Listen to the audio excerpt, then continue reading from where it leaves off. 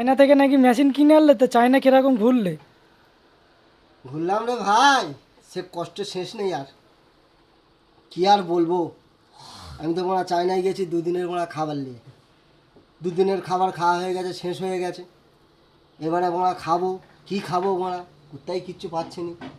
খুঁজে খুঁজে একটা হোটেলে গেছি। হোটেলে যাওয়ার পর দেখছি এক জায়গায় তাহলে কালো রসগোল্লা আছে।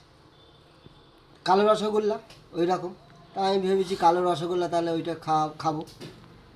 সে তো বাল হোটেলে শুধু সাপ ব্যাং বাল চুল এইসব।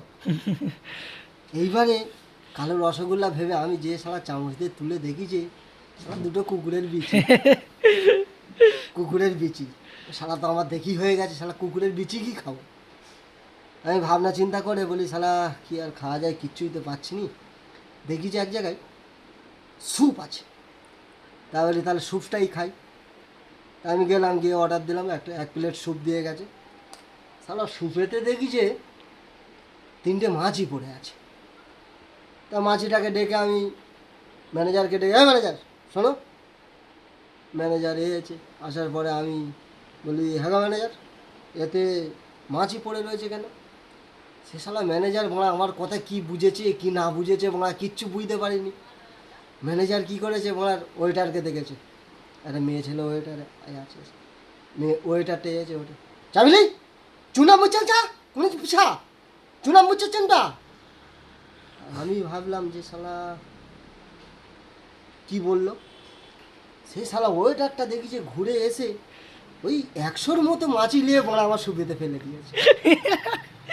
100-র মতো মাছি নিয়ে যখন সুপেতে ফেলে দিয়েছে, আমি তখন শালা ভাবতেছি শালা কি বলতে পারে।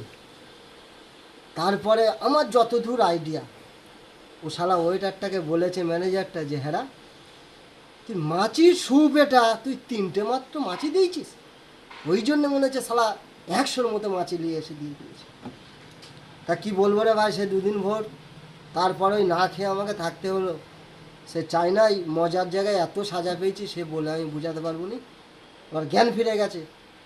বালের একটা দেশ শুধু সাপ ব্যাং খায়, শালা কি অবস্থা।